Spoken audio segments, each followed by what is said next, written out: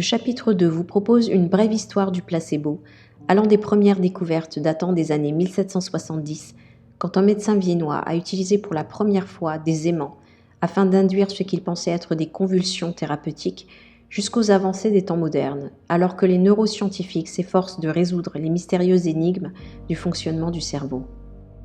Dans ce chapitre, vous découvrirez différents personnages. Un médecin ayant développé des techniques d'hypnose après être arrivé en retard à un rendez-vous et avoir constaté que le patient qui l'attendait avait été hypnotisé par la flamme d'une lampe. Un chirurgien de la Seconde Guerre mondiale ayant utilisé avec succès des injections de soluté salé comme analgésique sur des soldats blessés alors qu'il était à court de morphine. Et des chercheurs japonais d'avant-garde dans le domaine de la psycho-neuroimmunologie qui ont remplacé des feuilles de sumac vénéneux par des feuilles inoffensives et constaté que le groupe test étudié réagissait plus à ce qu'on lui disait qu'il expérimentait qu'à ce qu'il expérimentait en réalité. Vous apprendrez aussi comment Norman Cousins a su guérir avec humour et panache, comment le médecin et chercheur de l'université Harvard, Herbert Benson, a pu réduire les facteurs de risque pesant sur ces patients souffrant de problèmes cardiaques, en découvrant comment fonctionnait la méditation transcendantale. Et comment le docteur en médecine et neurosciences, Fabrizio Benedetti, préparait psychologiquement des sujets à qui l'on avait administré un médicament, remplacé ensuite par un placebo, pour constater que le cerveau continuait à générer les mêmes substances neurochimiques que le médicament produisait de façon continue. Nous vous dévoilerons également les résultats stupéfiants d'une nouvelle étude qui change radicalement les règles du jeu. Elle démontre que les patients atteints du syndrome du côlon irritable ont pu améliorer très sensiblement leurs conditions en prenant des placebos, bien qu'ils aient été parfaitement informés que la médication qui leur était administrée était un placebo et non pas un médicament actif. Le chapitre 3 vous présente ce qui se produit dans la physiologie de votre cerveau lorsque l'effet placebo opère. Vous apprendrez que dans une certaine mesure, le placebo fonctionne parce que vous pouvez alors embrasser ou cultiver une nouvelle pensée, soit la possibilité d'être un jour guéri, et l'utiliser pour remplacer la pensée voulant que vous soyez condamné à être toujours malade. Cela signifie que vous pouvez modifier vos pensées, c'est-à-dire anticiper et espérer une issue satisfaisante à vos problèmes, au lieu de prédire inconsciemment que votre futur ressemblera en tout point au passé auquel vous êtes habitué. Si vous vous reconnaissez dans cette idée, cela signifie que vous devrez vous interroger sur votre façon de penser, sur ce qui constitue l'esprit et sur la manière dont ces prises de conscience affectent le corps. En outre, j'expliquerai que aussi longtemps que vous nourrirez les mêmes pensées, elles entraîneront les mêmes choix, qui produiront les mêmes comportements, qui créeront les mêmes expériences, qui généreront les mêmes émotions, qui à leur tour inspireront les mêmes pensées, de telle sorte que, neurologiquement, vous demeurez le même. En effet, vous vous rappelez sans cesse qui vous pensez être. Mais attention, vous n'êtes pas condamné à demeurer le même pour le reste de vos jours. Je développerai ensuite le concept de neuroplasticité et les nouveaux développements scientifiques qui nous révèlent que le cerveau est capable d'évoluer en permanence, de la naissance à la mort, en créant de nouvelles voies neuronales et de nouvelles connexions. Le chapitre 4 ouvre le débat relatif à l'effet placebo sur le corps, tout en expliquant les étapes successives de la physiologie de la réponse au placebo. Il nous dévoile l'histoire d'un groupe d'hommes âgés qui participaient à une retraite fermée d'une semaine, organisée par des chercheurs de l'université d'Harvard, qui leur demandèrent de se comporter comme s'ils avaient 20 ans de moins. À la fin de la semaine, ces hommes avaient connu de nombreux changements physiologiques mesurables qui les ont ramenés bien des années en arrière. Nous vous dévoilerons leur secret. Pour expliquer cela, nous discuterons ainsi de ce que sont les gènes et comment ils sont générés dans le corps. Vous apprendrez comment la science particulièrement excitante et relativement nouvelle de l'épigénétique a littéralement enterré la vieille idée que nos gènes constituent notre destinée, en nous enseignant comment l'esprit peut véritablement générer de nouveaux gènes grâce auxquels nous pouvons nous comporter différemment. Vous découvrirez que le corps dispose de mécanismes élaborés leur permettant d'activer ou de désactiver certains gènes, ce qui signifie que vous n'êtes pas réduit à agir exclusivement en fonction des gènes dont vous avez hérité. Cela signifie également que vous pouvez apprendre comment modifier votre prédisposition neurologique afin de générer de nouveaux gènes et de créer de véritables changements physiques. Vous apprendrez aussi comment nos corps peuvent accéder aux cellules souches, c'est-à-dire la matière physique à l'œuvre, derrière la plupart des miracles attribués à l'effet placebo, pour produire de nouvelles cellules saines dans des zones endommagées. Le chapitre 5 fusionne les enseignements des 2 chapitres précédents, en expliquant comment les pensées peuvent transformer votre cerveau et votre corps. Il débute par la question suivante. Si vous générez de nouveaux gènes d'une nouvelle façon lorsque votre environnement se modifie, est-il possible de générer ces nouveaux gènes avant même que votre environnement ne se modifie? J'expliquerai ensuite comment utiliser une technique appelée répétition mentale pour combiner une intention claire avec une émotion élevée, pour exposer le corps à un avant-goût de cette expérience future, et ce, de façon à expérimenter dans le présent cet événement futur. La clé est de faire en sorte que vos pensées intérieures soient plus réelles que l'environnement extérieur, car alors le cerveau ne pourra pas faire la différence entre les deux et se comportera comme si cet événement futur s'était déjà produit. Si vous êtes capable de réussir cet exercice avec succès et à maintes reprises, vous transformerez votre corps et commencerez à générer de nouveaux gènes d'une manière nouvelle, ce qui entraînera des changements épigénétiques, comme si cet événement projeté dans un futur imaginaire était bel et bien réel. Vous pourrez ensuite entrer de plain-pied dans cette nouvelle réalité et devenir le placebo.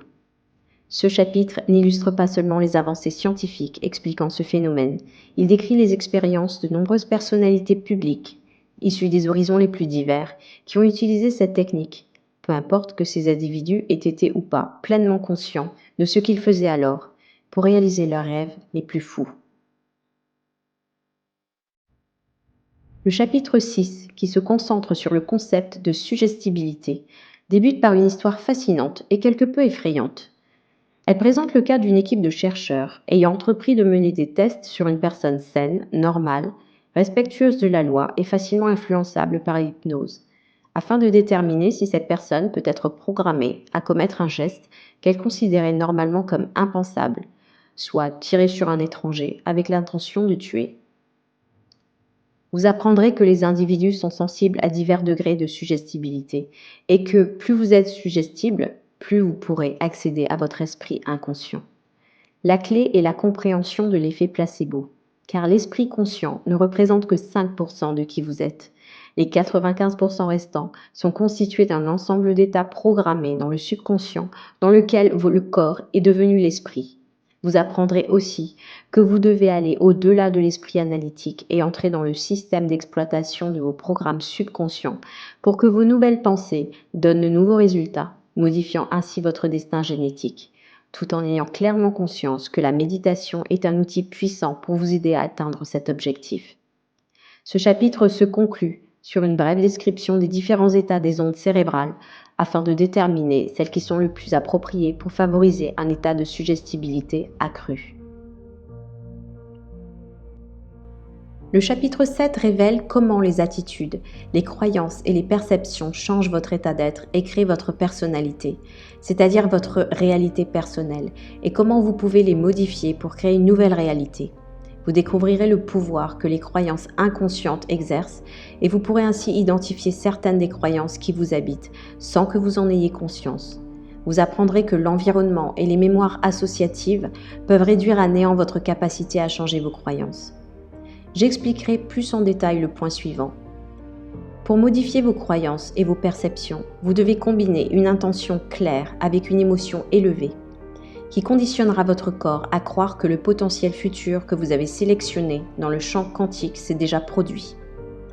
L'émotion élevée est vitale. En effet, il est essentiel que votre choix ait une amplitude d'énergie plus grande que les programmes déjà bien ancrés dans votre cerveau et la dépendance émotionnelle de votre corps pour que vous puissiez modifier en profondeur vos circuits cérébraux, ainsi que l'expression génétique de votre corps, tout en reconditionnant ce dernier en fonction de ce nouvel esprit, effaçant ainsi toute trace des anciens circuits neurologiques et du conditionnement passé.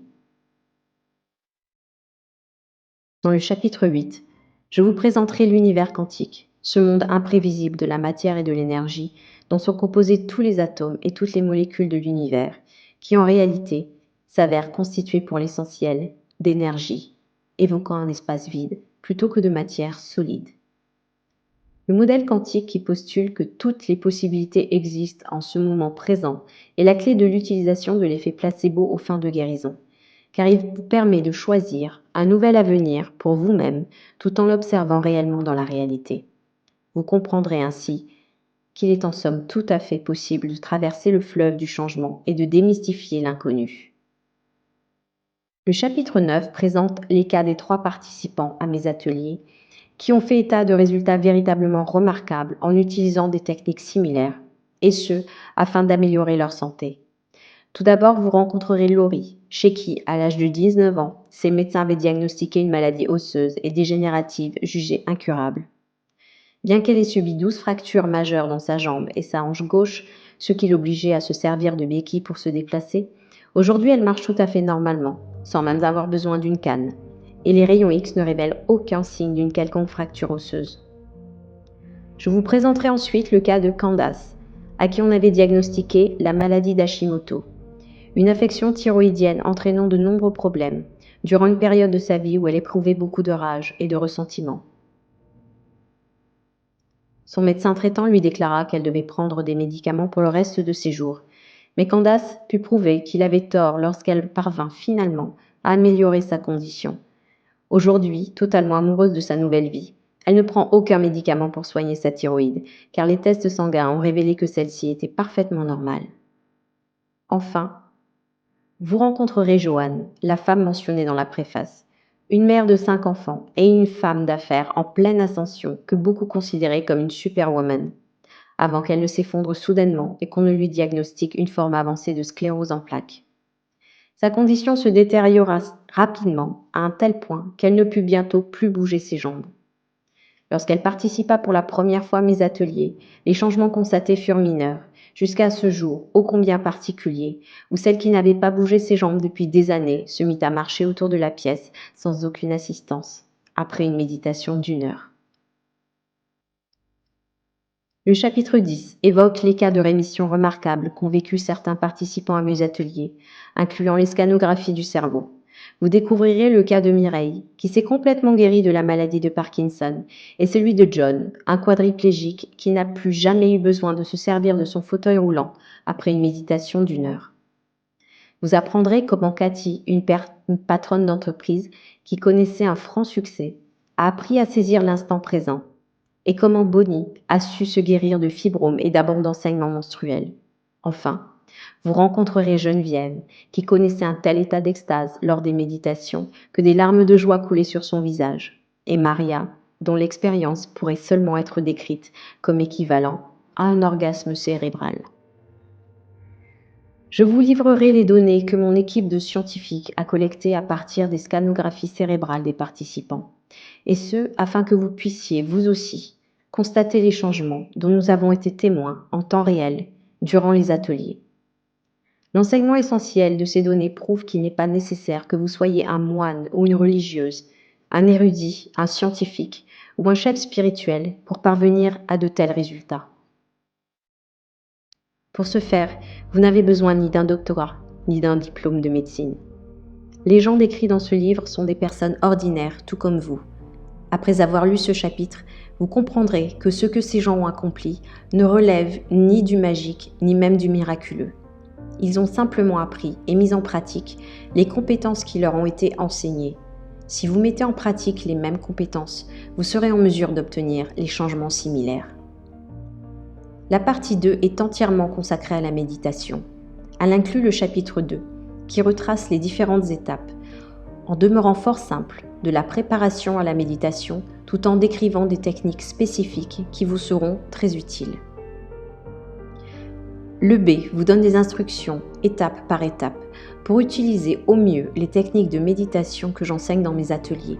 Des techniques en tout point identiques à celles que les participants à mes ateliers ont utilisées pour produire les résultats remarquables précédemment mentionnés dans cet ouvrage. Bien que nous ne disposions pas encore de toutes les réponses nous permettant de mobiliser le plein pouvoir du placebo, je suis heureux d'affirmer que bien des personnes, issues des horizons les plus divers, utilisent aujourd'hui ces idées pour apporter des changements extraordinaires dans leur vie. des changements d'une nature particulière que la plupart des gens considèrent pratiquement comme impossibles. Les techniques dont je vous ai fait part dans ce livre ne se limitent pas à la guérison physique. Elles peuvent aussi être mises en pratique pour améliorer n'importe quel aspect de votre vie.